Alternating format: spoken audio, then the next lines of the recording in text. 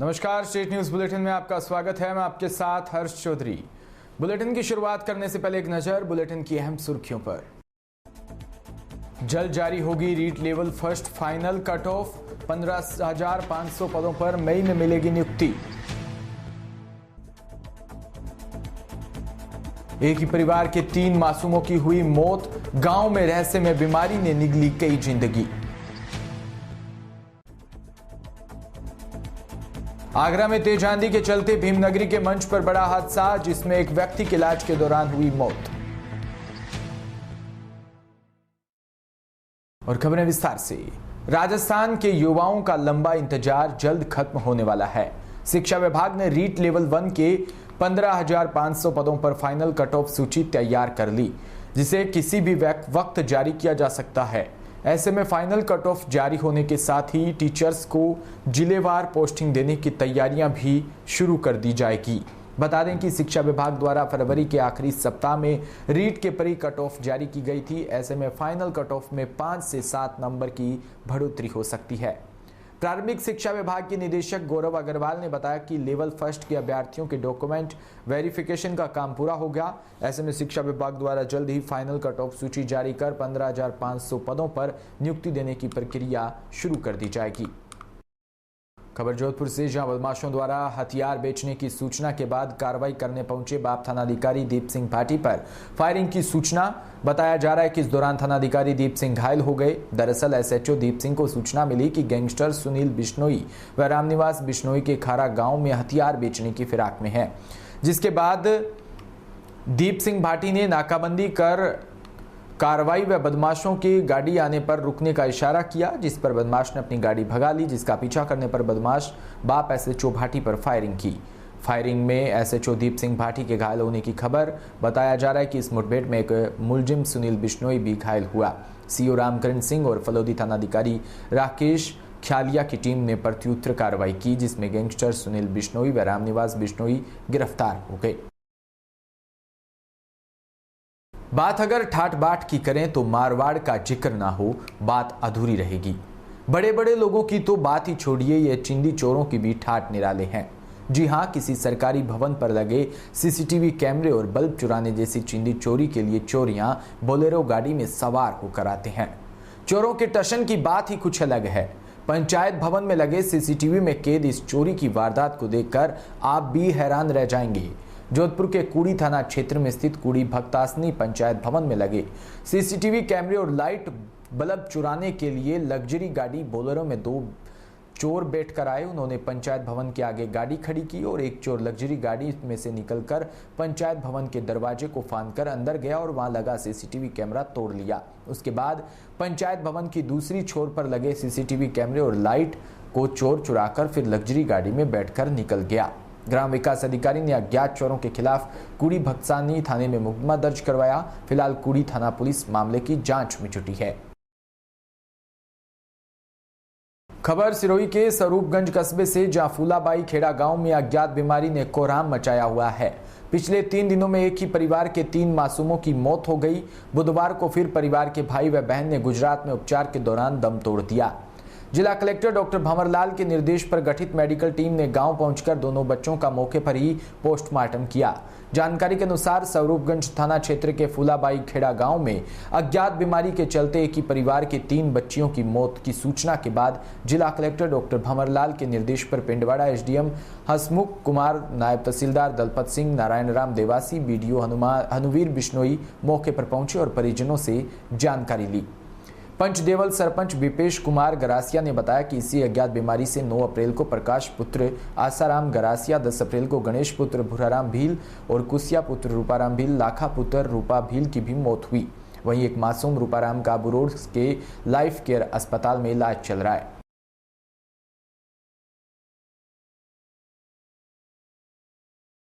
आगरा से खबर, जहां शुक्रवार की रात को अचानक से मौसम में हुए बदलाव व तेज आंधी के चलते भीमनगरी के मंच पर एक बड़ा हादसा हो गया। इस हादसे में केंद्रीय राज्य मंत्री अर्जुन राम मेघवाल बाल बच गए, लेकिन मंच पर मौजूद 4 लोग गंभीर रूप से घायल हो गए, जिसमें एक व्यक्ति की इलाज के दौरान मौत हो गई।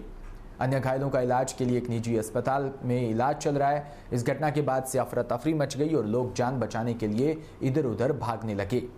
केंद्रीय राज्य मंत्री अर्जुन मेघवाल शुक्रवार को आगरा पहुंचे थे। यहाँ शुक्रवार की रात को वो डॉक्टर भीमराव अंबेडकर जयंती के उपलक्ष्य में आयोजित भीमनगरी के कार्यक्रम में मुख्य अतिथि में शिरकत की थी। भीमनगरी का उद्घाटन करने के बाद मंच पर जब वे अपना संबोधन दे रहे थे, उस बीच अचानक से मौसम बदला और तेज हवा के साथ आंधी आई और बारिश होने लगी। लाइट भी चली गई और ऐसे में मंच पर लाइट का बड़ा स्टैंड गिर पड़ा, जिससे केंद्रीय राज्य मंत्री अर्जुन मेघवाल तो बाल बाल बच गए, लेकिन मंच पर मौजूद नगला पद्मा के पूर्व प्रधान राजू प्रधान और पूर्व विधायक गुटियारी लाल दुबेश के साथ 3 लोग घायल हो गए, जिनको इलाज के लिए निजी अस्पताल में भर्ती करवाया। वहीं इलाज के दौरान पूर्व प्रधान राजू प्रधान की मौत हो गई।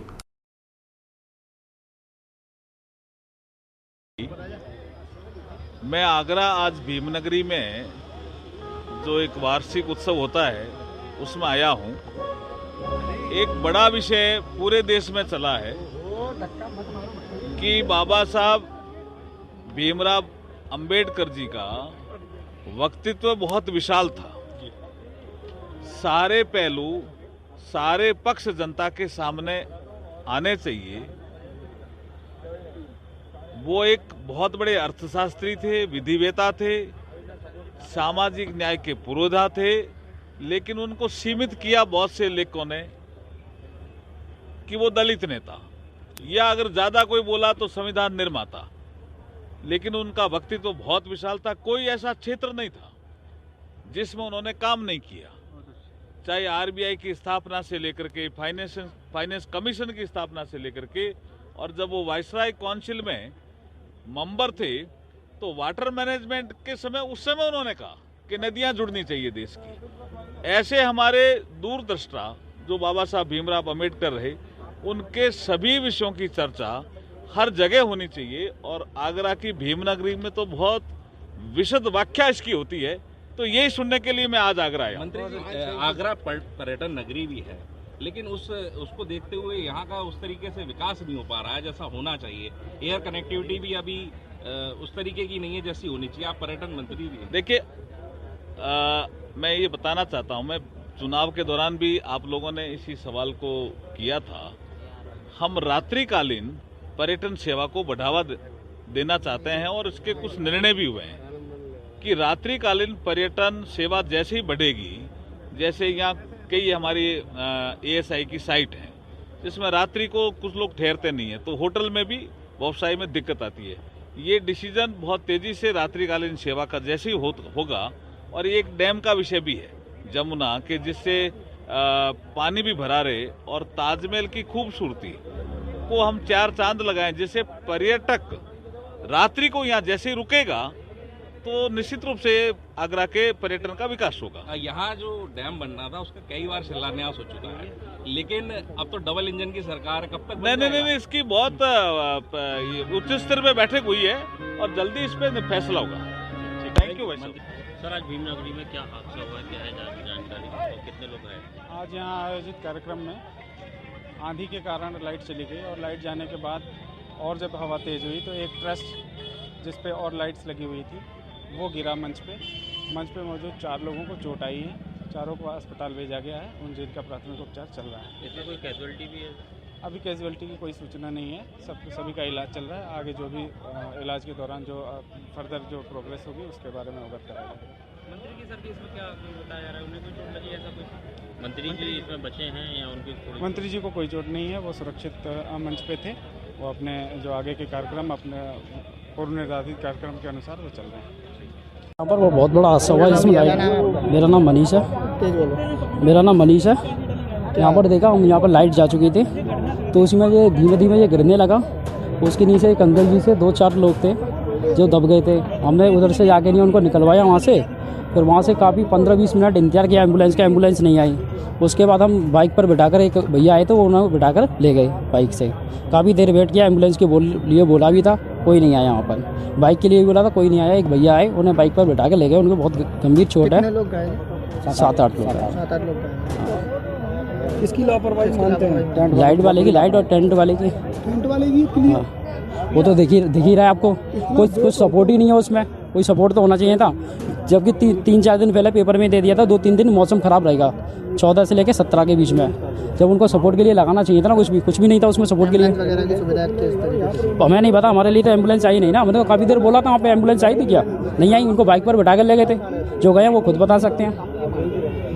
परिचय दीजिए अपना। मेरा नाम सुरेंद्र कुमार है। आज भीमनगरी में जो हादसा हुआ है कि स्टेज के ऊपर जा गिरा, क्या कहेंगे? कितने लोग ये घायल हुए हैं? इसमें घायल 7-8 लोग घायल हुए इसमें। मौसम ख़राब होने के कारण वो तो कुछ मौसम तो ज़्यादा इतना ख़राब भी नहीं था, लेकिन लाइट वाले की बहुत बड़ी कमी रही है। लाइट वालों की कुछ अधिकारियों की जिन्होंने ये मतलब यहाँ उनकी देखरेख में काम सही नहीं हुआ। किसको जिम्मेदार मानते हैं स्टैंड का एकदम गिर जाना? और तमाम केंद्रीय राज्य मंत्री भी स्टेज पर उपस्थित थे। अगर कोई ऐसा हादसा हो जाता है स्टेज पे, जो केंद्रीय राज्य मंत्री थे, अगर वो कोई हादसा उनके साथ हो जाता है, क्यों? तो ये हादसा हो भी सकता, क्यों नहीं होता? इतना बड़ा हादसा हुआ अगर वो मतलब जो अगर वो भाषण दे रहे थे, अगर भाषण देने से मैं समझता हूँ अगर सीट पर अगर बैठे होते तो उनके साथ भी हो सकता था हादसा जो, क्योंकि कोई राजू नाम के व्यक्ति हैं, उनका सोनी नाम है, राजू सोनी, एक बुजुर्ग हैं, उनको मतलब मैंने खुद एम्बुलेंस में बैठाया। उनको मतलब जो राजू नाम के जो इधर से काफ़ी गंभीर चोट है, तो वो तो अब हॉस्पिटल ले गए। उनका कुछ समय जाने के बाद ही मालूम पड़ेगा कितने क्या है उनका। कितने लोग घायल हुए? कम से कम 7-8 लोग घायल हुए इसमें, जिसमें हमारे पूर्व विधायक जी हैं, गोटालाल दुबे जी हैं, धर्मेंद्र सोनी जी हैं, करतार सिंह जी हैं, राजू सोनी जी हैं, और एक बुजुर्ग और है जिनका मैं नाम नहीं जानता। किसको जिम्मेदार मानते हैं ये हादसा हुआ है? ये लाइट वाले की बहुत बड़ी कमी रही है। खबर नागौर से, जहां निःशुल्क आवासीय मूक बधिर दृष्टिहीन विद्यालय के तत्वाधान में मूक बधिर व दृष्टिहीन दिव्यांग बच्चों के साथ रमेश गरवा प्रदेश अध्यक्ष दिव्यांग जनहित सेवा संस्थान नागौर का जन्मदिन हर्ष और उल्लास के साथ मनाया गया। गरवा ने दिव्यांग बच्चों से केक कटवाया व मुरली मनोहर टेलर और एडवोकेट शाहजाद खोकर ने रमेश गरवा को माला पहनाकर व मुंह में मिठाई खिलाकर शुभकामनाएं दी।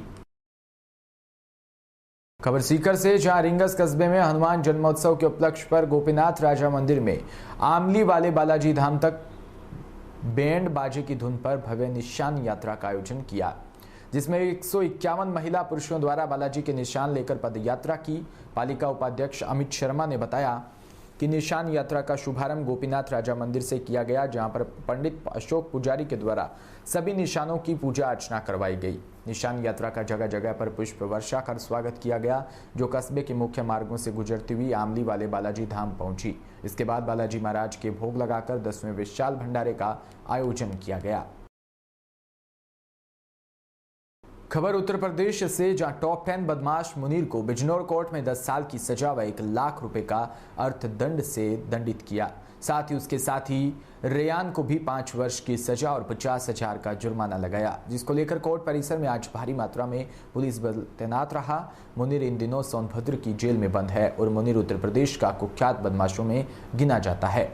मुनीर पर दर्जनों लूट और हत्या के मामले दर्ज है। वहीं गौरतलब है कि 2 अप्रैल सन 2016 को एनआई के डिप्टी एसपी तंजील अहमद एक शादी समारोह से लौट रहे थे। जैसे ही उनकी कार सहसपुर में पुलिस चौकी के पास पहुंची, तभी हत्या की योजना बनाए बैठे मुनीर व उसके साथी रेयान ने गोलियां बरसा दी, जिससे एनआई के ऑफिसर तंजील अहमद की मौके पर ही मौत हो गई। कार में सवार उनकी पत्नी के भी गोलियां लगी, जिसको उपचार के लिए हायर सेंटर रेफर किया था, लेकिन उपचार के दौरान उनकी पत्नी की भी मौत हो गई थी। एनआई के डिप्टी एसपी तंजील की हत्या से उत्तर प्रदेश की पुलिस में एक अलग ही तहलका मच गया था। हत्या के बाद फरार मुनीर को कई महीनों बाद बिजनौर पुलिस ने गिरफ्तार किया था, और जिसमें सालों बाद बिजनौर कोर्ट ने मुनीर व उसके साथी रैयान को सजा सुनाई। कोर्ट ने मुनीर को 1 लाख का अर्थदंड व 10 साल की सजा सुनाई, जबकि मुनीर के साथी रैयान को 50,000 का अर्थदंड व 5 साल की सजा सुनाई।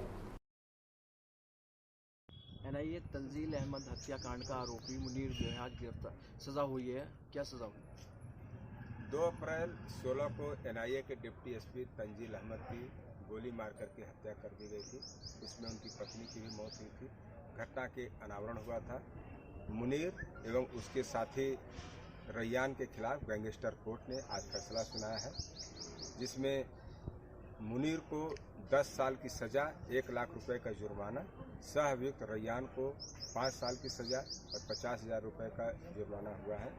मुनीर प्रदेश स्तर का आपराधिक माफिया घोषित था। उसकी जेल भी बदल दी गई थी। इस समय वह सोनभद्र के कारागार में है। आज माननीय न्यायालय ने फैसला सुनाया है, जिससे आम लोगों में एक सकारात्मक एवं अपराधी जगत में एक खौफ का माहौल पैदा हुआ है। ठीक है। 2016 में तंजील और उनकी वाइफ की जो एनआईए के डिप्टी इंस्पेक्टर है उनकी हत्या हो गई थी। उसमें ये मुनीर नेम्ड थे और 2016 से ये जेल में है। मुनीर पर 36 केसेस थे, अब 35 केस रह गए हैं। इसमें 10 साल की सजा, 1 लाख रुपए जुर्माना होगा। कौन सी कोर्ट ने सुनाया sir? Court number 5 doctor Vijay Kumar ताजियान AD. इसी के साथ बुलेटिन में इतना ही। नमस्कार।